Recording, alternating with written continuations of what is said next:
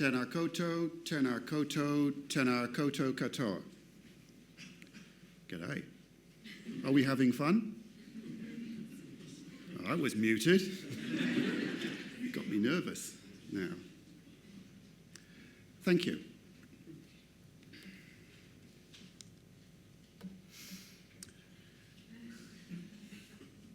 Once again, it's the end of the conference and digital preservation gets bolted onto the back. I should have been the first speaker with you today. I don't have a lot of time. It is a complicated subject. It's late on a Friday. Oh, hit a resonance there. I've tried to make this as easy for you as possible. I've highlighted the slides that you should pay attention to. No, really. Anything in green, make a note of it. You'll be asked questions on the way out. Maybe, if I can find you. So it is complicated, and this is a short space of time. But I'm going to go through some of the high-level things that you should consider with digital preservation, whether you're doing it now or whether you're thinking about doing it in the future. You've just spent an awful lot of money digitizing your content. You want to make sure it's still there tomorrow, next week, next month, next year, next decade, on into the future.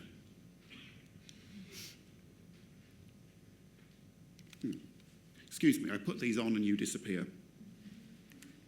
The real problem with digital preservation is that so much has been written that there's actually too much out there to reasonably get your head around.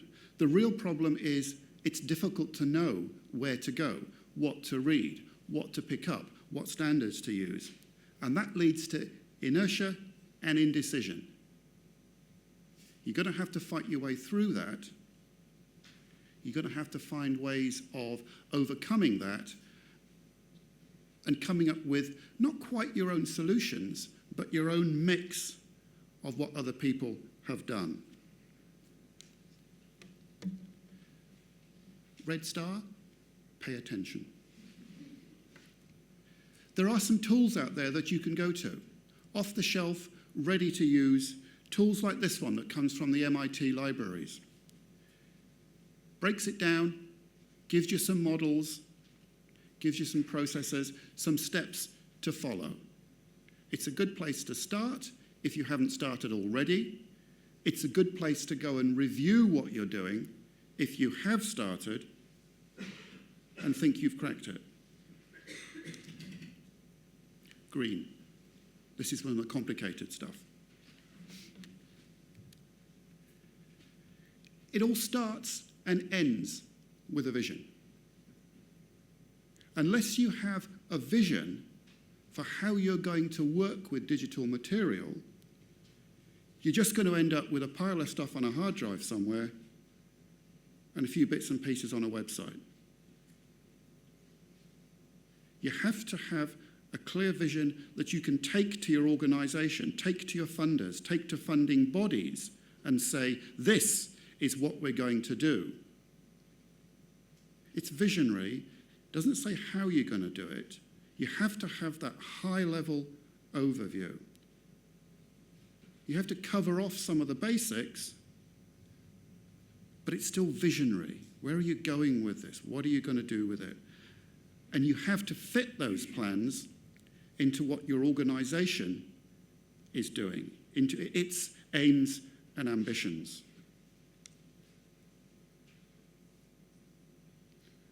This is both green and starred. This is a key. You'd be surprised how many people don't understand this concept and how difficult it is to sell to senior managers. Digitize it, stick it on the web, and it's safe. We've heard already about Facebook's policy when it comes to rights in images. I saw a few people shaking their heads when that was said. Obviously, not everybody has read Facebook's image use policy. But it's crucial. Digitisation is not preservation.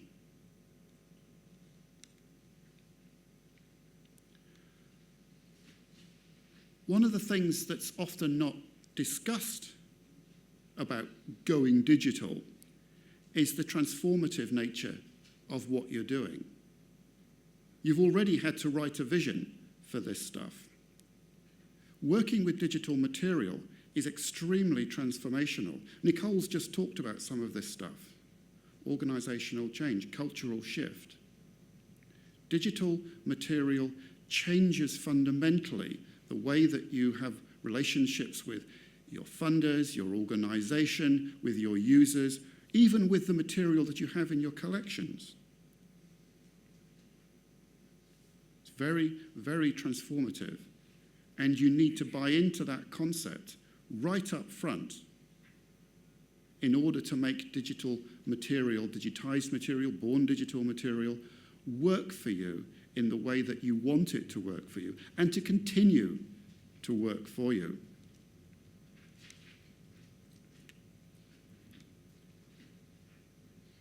There is an idea that somewhere out there, there is a plan that can be lifted off the internet, and we just change whoever's name is on it to our name, digital preservation, sorted. Sorry, it doesn't quite work like that. There's nothing wrong with changing your plans as you go. Remember, with digital material, you're working in a highly dynamic, very changeable environment. I don't know how many apps I have updated every day, but all of my devices change constantly. As long as you've got that vision, as long as you're building on something that is fixed, the vision that you have for your material, what you do from that vision, the strategy that you create, the projects that you implement, the work that you do, can move forward and can develop over time. Don't be afraid to change plans that you had. Stick with the vision. Be flexible. But above all, make a start. Help to overcome that inertia, and that's where having a vision can help you. Digital preservation is one of those things that just chunks up really nicely. I couldn't find an... Oh, never mind, we won't go there.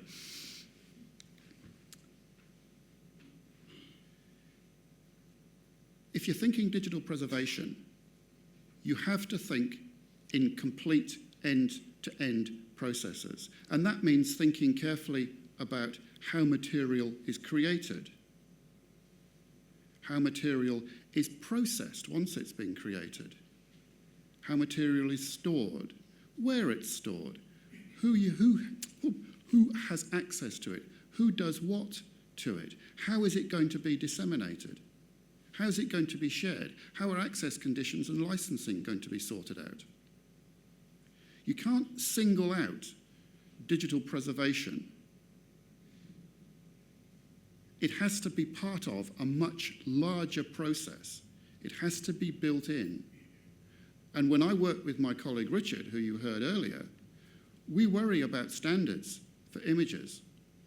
We create very consistent image sets. We have a very consistent data set in the Wellcome library.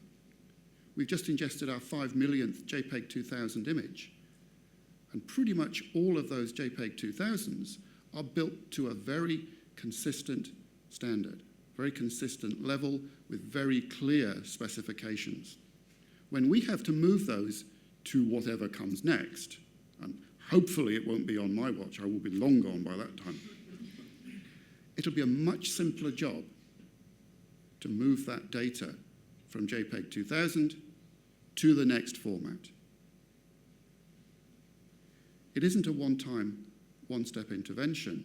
It's something you have to worry about all the way through the life cycle of the object and every day in your backup, in your processes, in your activities, in everything that you do. It's all adding up to preservation of the object. If you can keep it simple, that would be a real bonus. Simple is relative. I think what we do is relatively simple. Other people look at our models, roll their eyes, and rush out of the room screaming.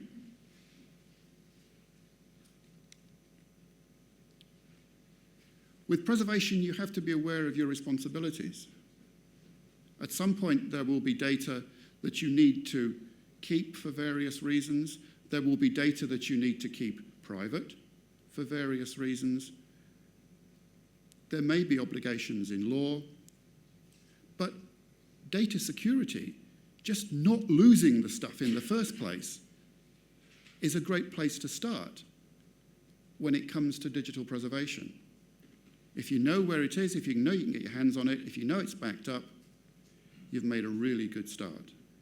And for most of us, our IT departments are doing that for us anyway. So it may be happening without you even knowing about it. There's one step already taken.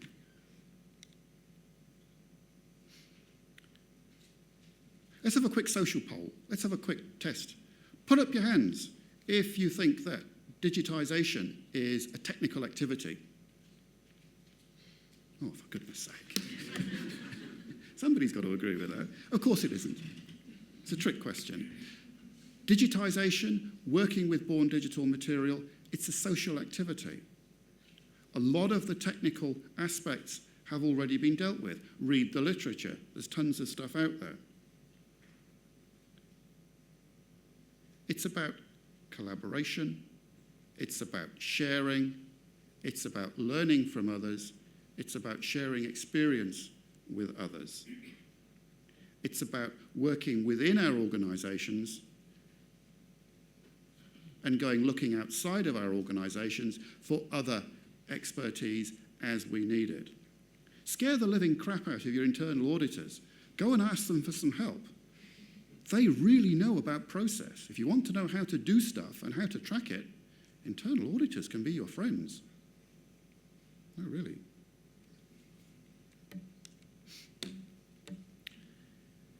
In the 21st century, everybody has 15 megabytes of fame. In a linked open data world, every project has 15 megabytes of fame. Sharing is definitely learning. Promote what you're doing. We've already seen Facebook used in some great and innovative ways. Facebook is just one vehicle for sharing. I'm a great fan of Twitter. If anybody here is unfortunate enough to follow me on Twitter, you will have seen my tweet this morning about the book that we've just digitised on Gentleman's Dangly Bits. It's historic, it's all right, it's fine, it's fine. Even the coloured illustrations are okay. It's really important that you share what you're doing. Never think that you are behind anybody else. Never think that you are ahead of anybody else. In some aspects, people are both ahead of you and behind you, and you are in the same place with them. Promote your work, and you will find it much easier to make connections with people, to make connections between projects, and to find expertise that you can bring home, bring into your organisation. Expertise that in many cases you simply cannot buy. The digital preservation community is one that's renowned for its openness and its willingness to communicate and share. But only if they know that you're out there, and only if they know that you're doing this stuff.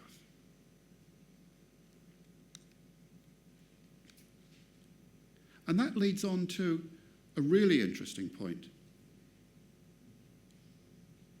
Don't try and do this on your own. Really, don't try and do this on your own. Peer review of your documents, peer review of your policies, peer review of your plans. It doesn't mean major star chamber inquiries and hauled up before the House of Commons. It means having a coffee with somebody. It means sharing a proposal, sharing a plan, getting their feedback. What do you think about this? Do you think that's a goer? if this is my scenario and this is where I'm heading, do you think that would work? Do you know a better way? Even formal documents. A lot of my time I spend reviewing other people's documents. A lot of my time I spend sending out documents to colleagues, some of whom are friends, which is a strain sometimes, asking them for their feedback, asking them for their critical thoughts on what I've done. And it works. It really works. And people will put that effort in. What goes around comes around. They do it for you, you will do it for them. The value is that peer review will help you keep it real. It's part of that constant process. Your vision stays put. We're preserving this stuff for long-term access. Your strategy changes as and when it has to. That strategy is implemented through the projects that you implement. Preservation is not a one-shot deal. There's a really interesting tension between this idea that we want to keep something forever, but we're keeping it forever unchanged in an environment that itself is constantly changing. That's a great topic to sit down over a couple of beers with. You really can get carried away with that one. This is really the philosophy of digital preservation. But you've paid for this stuff. It's cost you a lot of money, or it's cost a lot of people a lot of money. So you need to think about how this is going to apply. You need to be prepared to change your plans, change your projects, the way you do things, but you still need that grounded foundation of your vision. Digital preservation doesn't stand alone. It stands in service of the vision that you're delivering.